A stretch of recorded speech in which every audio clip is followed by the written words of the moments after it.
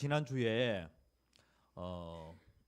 월요일부터 목요일까지 제주도에 가서 중국 학생들을 가르치고 왔습니다. 중국 학생들과 같이 공부를 하는 그 과정에서 중국에도 어버이날이 있더라고요. 그런데 어버이날이라고 하지 않고 어머니 날이 있고 아버지 날이 있더라고요. 5월 둘째 주 주일을 그들은 어머니 날로 지키고요. 그리고 6월 셋째 주 주일을 아버지 날로 지키더라고요. 그런데 한국 교회는 5월 둘째 주를 어버이 주일로 지킨다라고 그렇게 얘기를 했습니다. 오늘 제목 같이 한번 읽어봅시다. 시작. 효자는 망하지 않는다. 어버이 주를 맞이하여서 효자는 망하지 않는다라는 그러한 제목으로 같이 은혜를 나누고자 합니다. 여러분들 혹시 이러한 그 광고를 보셨습니까? 아버지를 팝니다라고 하는 그런 광고요. 예전에 신문 광고에 아버지를 판다는 그런 내용이 실렸다고 합니다.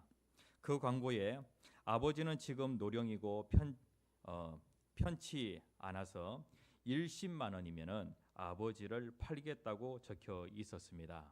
그러니까 10만 원에 아버지를 살 수 있다는 것이죠. 이 광고를 보고 부모 없는 소름으로 지냈던 한 부부가 그곳으로 달려가게 되어집니다. 대문 앞에서 몸을 가다듬은 부부는 심호흡을 크게 하고 그리고 초인종을 누르게 되어집니다. 그 집은 아주 넓은 정원이 있는 그러한 그 집이었습니다. 그 꽃밭에 물을 주고 있던 할아버지가 대문을 열고서는 어떻게 왔냐고 묻게 되어집니다. 아버지를 파시겠다는 광고를 보고 왔습니다 라고 그렇게 하니까 그 할아버지가 그 부부를 물끄러미 바라보게 되어집니다. 그러더니 그 할아버지는 고개를 끄덕이면서 돈을 달라고 그렇게 얘기를 합니다. 젊은 부부는 정성스럽게 가지런히 담은 그 흰 봉투 하나를 할아버지에게 내어놓게 되어집니다. 할아버지는 돈 봉투를 받아 들고 나서 그 할아버지도 정리할 것이 있어서 그러니까 일주일 시간을 달라고 그렇게 얘기를 합니다. 일주일 후에 다시 오라는 것이죠. 일주일 후에 이 젊은 부부는 그 할아버지 집에 다시 찾아오게 되어집니다. 기다리고 있던 그 할아버지가 반갑게 맞이하면서 어서 오게나 나의 아들 며느리야 라고 그렇게 얘기를 하게 되어집니다. 그러면서 알고 봤더니 이 할아버지는 부자였던 것입니다. 그러면서 이렇게 얘기를 하죠. 너희는 참으로 착한 사람들이다. 너희가 부모를 섬기러 왔으니 진정 내 아들이다. 그러하니 내가 가진 모든 것은 곧 너희의 것이며 너희는 나로 인해 남부럽지 않게 살게 될 것이다 라고 그렇게 얘기를 했다는 거예요. 그러니까 처음에 신문 광고를 보았을 때에 아버지를 모시고자 하는 그러한 마음, 아버지 없는 그러한 그 서름 때문에 아버지를 모시고자 하는 그런 마음으로 찾아갔는데, 그런데 그 효도의 그 마음으로 인하여서 이 사람은 큰 복을 받게 되었다는 것이죠. 옛날에 보면은요, 동네마다 이 효자의 그런 그 덕을 기리는 그러한 그 이야기들이 참 많이 내려오고 있었습니다. 서울에 그 청와대 올라가는 길에 보면은 효자동이라고 하는 동네에 있는데, 그것도 마찬가지로 어떤 한 그 효자의 그 이야기가 아버지에게 그 아이를 맡기고, 그러니까 시아버지에게 아이를 맡기고 며느리가 밭에 일을 하러 가게 되어집니다. 그런데 그 며느리가 집에 들어와서 봤는데 아이의 울음소리가, 아이의 그 소리가 들리지 않는 거예요. 알고 봤더니 아버지가 술을 한잔 하시고 그냥 그 술 기운에 아이를 갖다가 그냥 깔아 뭉갠 거예요. 그래가지고 그 아이가 그 아버지의 시아버지의 그 배에 눌린 상태로 그렇게 압사가 되어진 것이죠. 이렇게 되어지니까 어떻게 할 것인가? 아버지가 분명히 이 사실을 알게 되어지면은 상당히 힘들어할 것인데 이러한 그 마음에 아이보다도 아버지를 먼저 생각한 거예요. 그래가지고 그 아들이 말이죠. 그 아들을 데리고 나와가지고 이 불효막심한 그러한 아들아라고 하면서 그 아들의 뺨을 때리게 되어집니다. 네가 왜 죽어가지고 아버지의 그 마음을 아프게 하느냐라고 그렇게 하면서 네 할아버지에게 너는 큰 불효자다라고 하면서 아이의 뺨을 때렸는데 그런데 아이가 숨을 쉬기 시작하는 거예요. 그래가지고 임금이 그 얘기를 듣고 그 마을에 있는 이 효자의 그러한 그 덕을 기르기 위하여서 그 마을을 효자동이라고 이름을 짓게 되었다는 것이죠. 제가 기독교인들 가운데 정말로 효자들의 그런 이야기가 없을까? 그런 그 이야기를 갖다가 찾으려고 해봤는데 별로 없더라고요. 그래 우리 동네 우리들의 교회가 이 효자동이 되었으면 좋겠다라고 하는 그런 생각을 해보게 되어집니다. 그리스도인들은 어떠하든지 세상 사람들과 다른 그러한 삶을 살아야 하는 것이죠. 다윗에게는 솔로몬이라고 하는 아들이 있습니다. 이 솔로몬이 잠언이라고 하는 책을 쓰게 되어지는데 이 잠언은 어떠한 책이냐면은 왕을 만드는 책입니다. 여러분들의 그 자녀를 왕으로 만들기를 원한다고 하면은 여러분들은 이 잠언을 읽혀야 합니다. 거기에 보면은요, 잠언 1장에서부터 8장까지 솔로몬은 계속해서 뭘 얘기하고 있냐면은 젊은이들을 향하여서 이 잠언의 말씀을 하는데 1장에서부터 8장까지 보면은 대부분이 매 장마다 부모의 말에 순종하라라고 하는 말씀이 기록되어 있어요. 그러니까 왕이 되려고 하면은 부모의 말을 들을 줄 알아야 된다. 부모의 말씀에 순종해야 된다라고 그렇게 말씀을 하고 있죠. 잠언 1장 8절 9절에 있는 말씀입니다. 같이 한번 읽어봅시다. 시작. 내 아들아 내 아비의 훈계를 들으며 내 어미의 법을 떠나지 말라. 이는 내 머리에 아름다운 관이요 내 목에 금사슬이니라 라고 그렇게 말씀을 하고 있어요. 아비의 훈계를 들으며 어미의 법을 떠나지 말라 라고 그렇게 말씀을 하고 있어요. 부모님의 말씀에 순종하라 라고 그렇게 말씀하고 있죠. 그리고 잠언 2장 1절 말씀에도 보면 내 아들아 내가 만일 나의 말을 받으며 나의 계명을 내게 간직하며 라고 그렇게 말씀을 하고 있어요.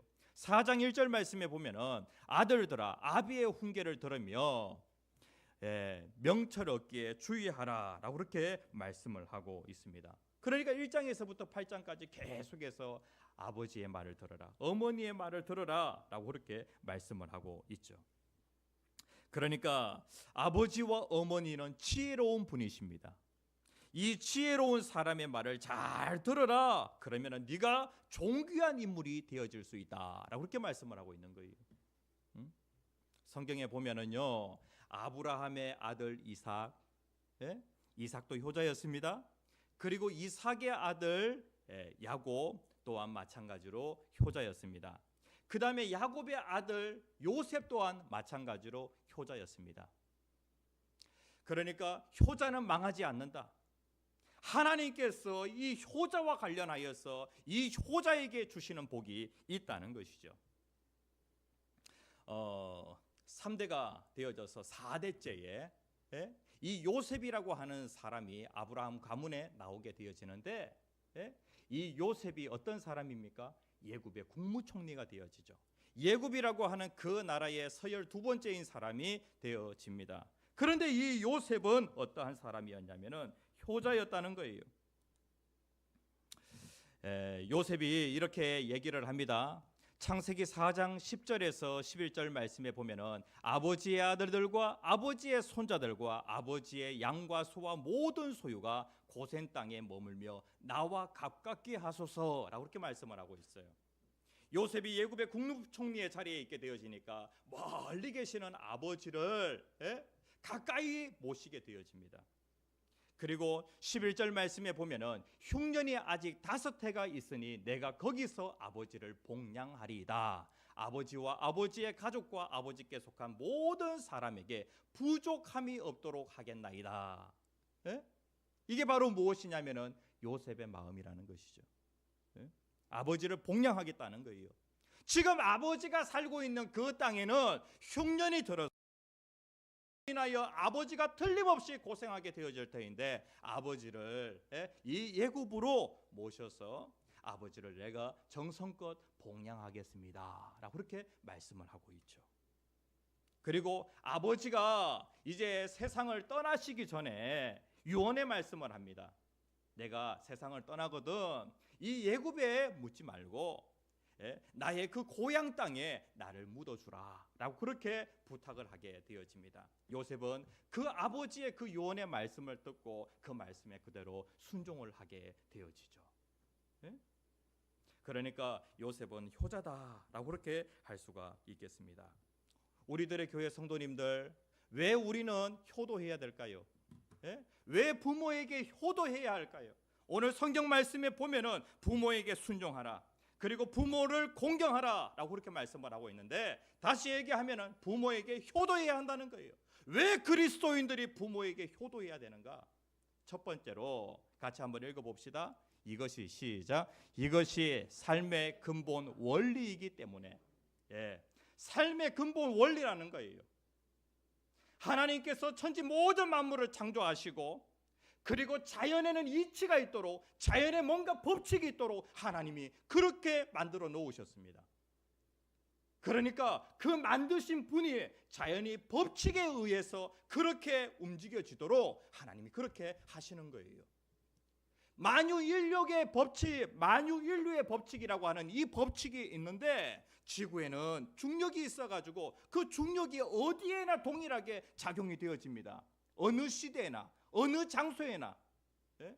천년 전에도 만유인류의 그 법칙이 작용이 되어졌고, 그리고 또 지금도 마찬가지로 동일하게 만유인류의 법칙이 작용이 되어지는 거예요. 그리고 또 미국 땅에도, 그 다음에 또 중국 땅에도, 이 한국 땅에도 마찬가지로 동일하게 그 법칙이 작용이 되어지는 것이죠.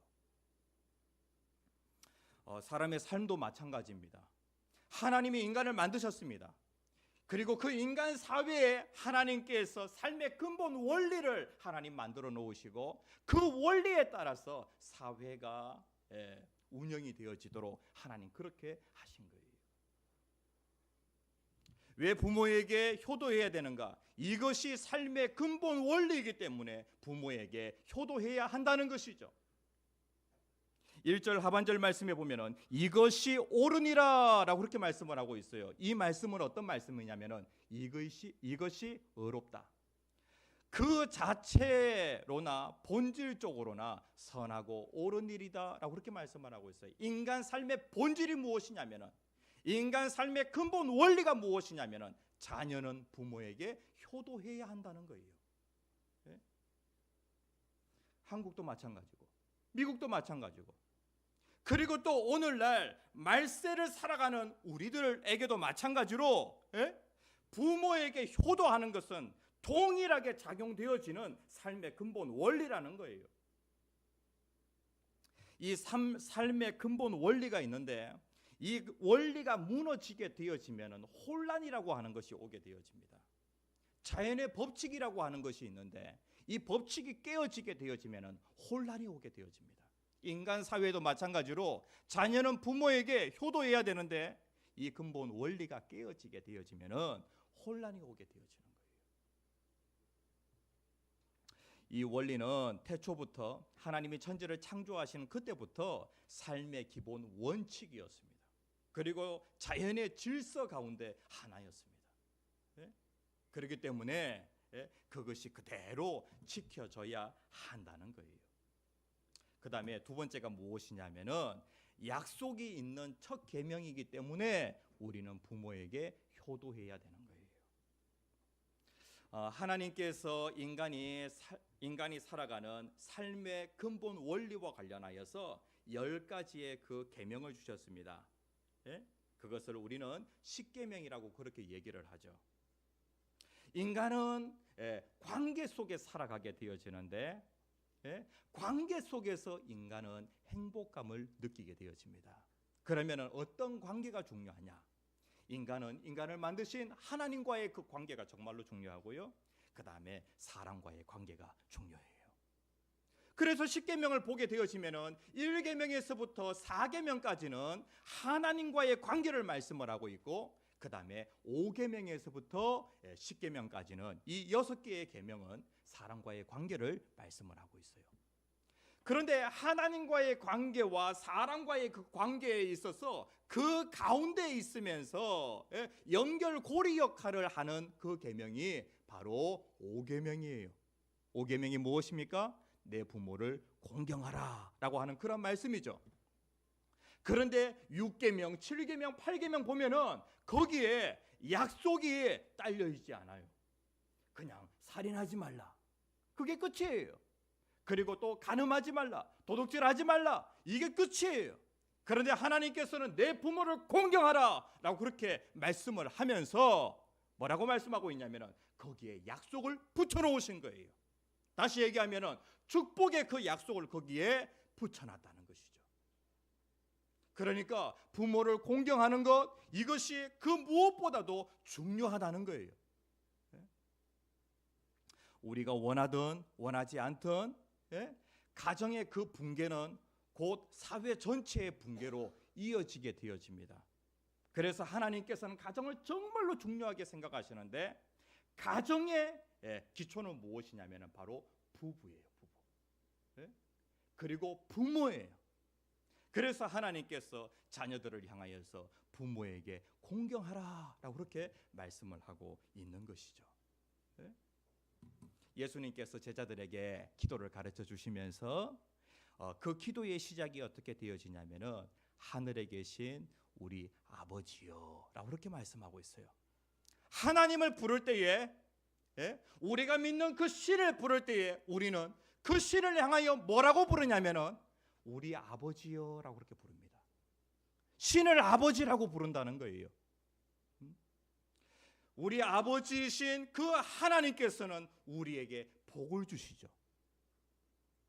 그러니까 하나님과 우리와의 그 관계를 하나님께서 무엇으로 말씀을 하고 있냐면은 부모와 자녀의 그 관계로 말씀을 하고 있어요. 그러니까 우리에게 육신의 부모님이 있는 것처럼 우리에게 하늘에 계시는 아버지가 계신다라고 그렇게 말씀을 하고 있어요. 하나님은 우리에게 어떤 분이시냐면은 복을 주시는 그런 분이세요. 모든 좋은 것들이 다 누구로부터 오게 되어지냐면은 아버지 하나님으로부터 오게 되어져요. 그런데 하나님께서 이 세상에 눈에 보이는 부모님을 두셨는데, 내가 인생살이 가운데 모든 좋은 것들이 다 누구로부터 오냐면은 부모님으로부터 와요. 그렇죠? 다시 얘기하면은 이 땅에 하나님을 대신하는 사람이 누구냐면은 바로 부모님이에요. 다시 얘기하면은 부모님이 하나님은 아니지만은 하나님을 대신하는 그러한 존재로 부모님을 두셨다는 것이죠. 내가 정말로 복된 그러한 사람이 되어지려고 하면은 살아계시는 부모님에게 정말로 잘해야 돼요. 부모님과 자녀의 나의 관계가 잘 되어질 때에 나는 항상 복을 누리는 그러한 사람이 되어지는 것이죠. 마찬가지로 하늘에 계신 우리 아버지와 그리고 내가 좋은 관계 속에 있을 때에 내가 복을 누리는 그러한 사람이 되어지는 거예요.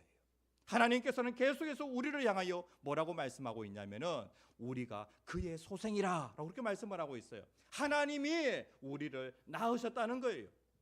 에베소서 3장 14절에서 15절 말씀 같이 한번 읽어보겠습니다. 시작. 이러므로 내가 하늘과 땅에 있는 각 족속에게 이름을 주신 아버지 앞에 무릎을 꿇고 비노니라고 그렇게 말씀을 하고 있어요. 아버지, 하나님은 우리의 아버지가 됐어요. 그래서 하나님께 우리가 구하게 되어지면은 모든 좋은 것을 우리가 받게 되어지는 것이죠. 그러니까 우리가 왜 효도해야 되는가? 이게 삶의 원리이기 때문에, 근본 원리이기 때문에, 어느 시대나 어느 장소에나 동일하게 적용되어지는 삶의 근본 원리이기 때문에 내 가문이 잘 되어지기를 원한다고 하면은 어떻게 해야 되냐면은 그 원리대로 그 가문이 서야 한다는 거예요. 그 다음에 두 번째 뭡니까? 약속이 있는 첫 계명이기 때문에 우리가 효도해야 한다는 거예요. 그러면은 어떻게 하는 것이 효도하는 것일까? 세상의 그 효도의 방법은 시대에 따라서 바뀌어요. 그런데 성경은 바뀌지 않습니다. 그래서 성경을 진리라고 그렇게 얘기를 합니다. 어떻게 하는 것이 부모에게 효도하는 것일까? 첫 번째로 부모에게 주 안에서 순종하라라고 그렇게 1절에서 말씀을 하고 있어요. 1절 같이 한번 읽어봅시다. 시작. 자녀들아 주 안에서 너희 부모에게 순종하라. 이것이 옳으니라. 부모에게 순종하라라고 그렇게 말씀을 하고 있어요. 여러분들은 부모님과 어떤 관계를 맺고 있습니까? 여러분들의 그 부모님과 좋은 관계에 있다고 하면은 여러분들은 축복을 받게 되어질 것이고, 부모님과 여러분들이 좋지 않은 그런 관계 속에 있다고 하면은 부모님과 여러분들의 관계는 저주의 관계가 되어질 것입니다. 이 부모님은 자녀에게 보이지 아니하는 하나님을 대신하는 그러한 사람입니다. 하나님은 우리에게 복 주시는 분이시죠. 그런데 이 하나님을 대신하는 사람이 바로 이 부모입니다. 그래서 내가 부모에게 정말로 잘하면은요, 하나님께서 우리에게 복을 주신다라고 그렇게 말씀을 하고 있어요. 1절에 보면 주 안에서 부모에게 순종하라라고 그렇게 말씀을 하고 있어요. 5절에 보면은 사장과 종의 그 관계, 주인과 종의 그 관계에서 주인에게 순종하는데 어떻게 순종하라고 말씀하고 있냐면은 그리스도에게 하듯 순종하라라고 그렇게 말씀을 하고 있어요. 자, 그러면은 우리들의 교회 성도님들, 부모님은 하나님을 대신하는 사람이라 그랬죠.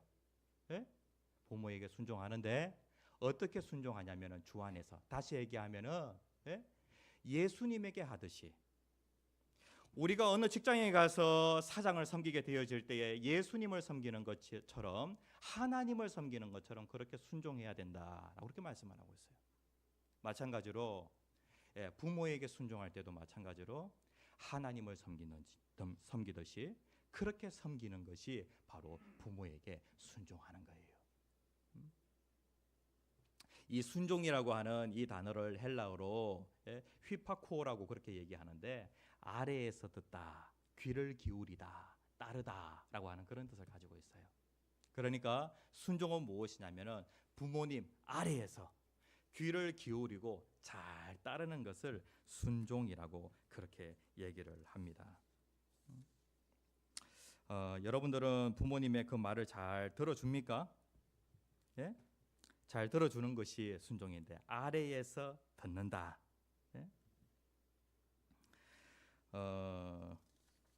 성경에 보면은요, 부모의 말을 잘 들어준 사람이 있습니다. 그런데 이제 오늘날 보면 왜 내가 부모의 말을 들어야 하지? 라고 그렇게 하면서, 부모면 다야 라고 하면서 그렇게 부모의 말에 귀 기울이지 않는 그런 경우가 참 많아요. 그래서 부모가 얘기하게 되어질 때 그것을 잔소리로 생각하는 경우가 많이 있죠. 히브리서에 보면은 그 믿음장이라고 하는데 거기에 나와 있는 사람들이 다 효자들입니다. 히브리서 11장 7절에 있는 말씀입니다. 같이 한번 읽어봅시다. 시작. 믿음으로 노아는 아직 보이지 않는 일에 경고하심을 받아 경외함으로 방주를 준비하여 그 집을 구원하였으니 이로 말미암아 세상을 정죄하고 믿음을 따르는 의의 상속자가 되었느니라. 하나님께서 노아에게 어떤 사명을 주셨냐면은 방주를 만드는 그런 사명을 주셨습니다. 그런데 결국에 방주를 지었습니까? 못 지었습니까? 지었습니다. 노아 혼자 지었습니까? 아니죠. 노아의 아들들이 3명이 있었고, 그리고 며느리가 3이 있었습니다. 그러니까 노아가 방주를 만들 때 그 가족이 함께 만들었다는 거예요. 그런데 아들들 가운데, 아버지 저는 방주 못 만듭니다, 아버지 혼자 하세요. 그렇게 하는 아들이 있었다고 하면 노아가 방주를 만들지 못했을 것입니다. 예? 그렇죠? 그것도 1, 2년이 아닙니다. 예. 120년간 방주를 만들게 되어집니다. 순종할 수 있는 자녀가 몇 명이나 되겠습니까? 그런데 노아의 아들들은 그 아버지의 말씀에 귀를 기울이고 그 말씀에 그대로 순종하게 되어집니다. 그러므로 인하여서 노아의 가족은 모두 다 구원을 받게 되어지죠.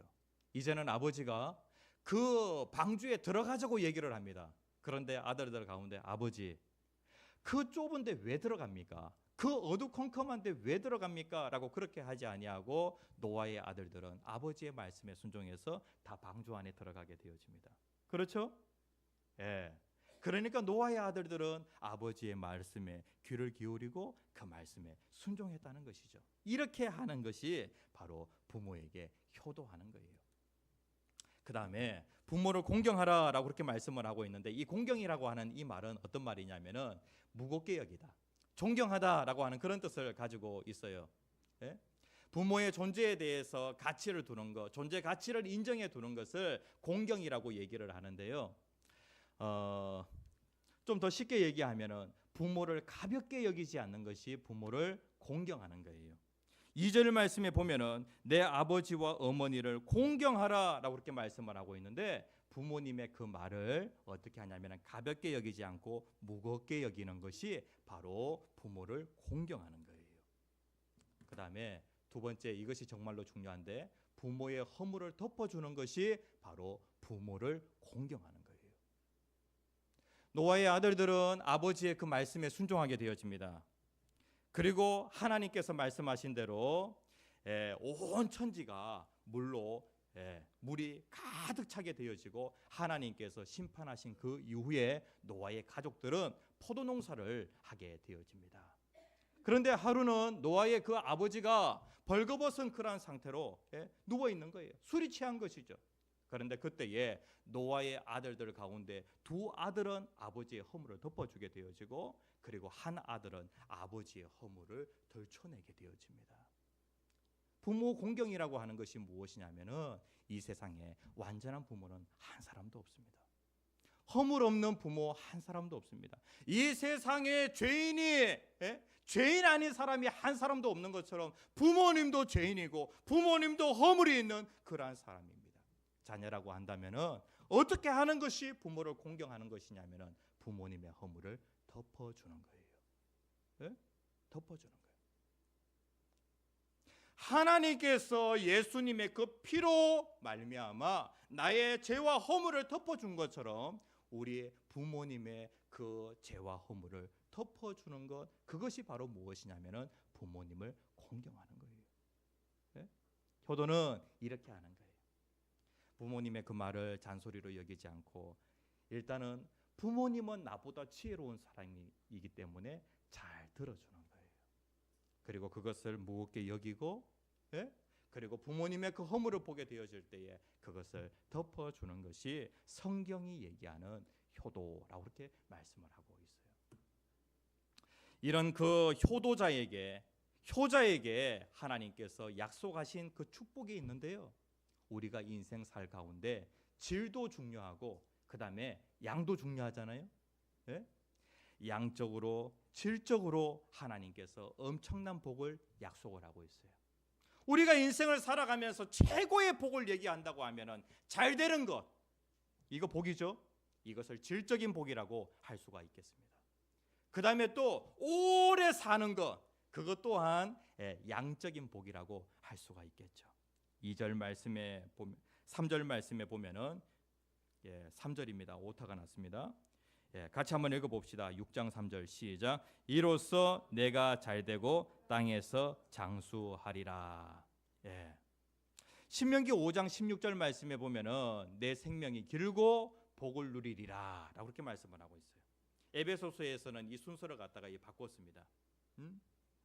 그러니까 세상에서 잘 되는 복을 하나님께서 주시겠다고 말씀하고 있고, 땅에서 장수하는 복을 주겠다고 말씀을 하고 있어요. 그러니까 하나님께서 효도하는 자에게 이러한 복을 주시겠다고 약속하고 있습니다. 우리들의 교회 성도님들, 우리들의 교회의 모든 성도님들은 다 효자가 되어야 합니다. 효도하는 그러한 사람이 되어야 합니다. 이것이 삶의 원리이기 때문에, 그리고 하나님이 약속하신 그 복이 있기 때문에 오늘도 하나님은 나에게 복을 주시는데 누구를 통하여 복을 주시냐면은 부모님을 통하여 복을 주십니다.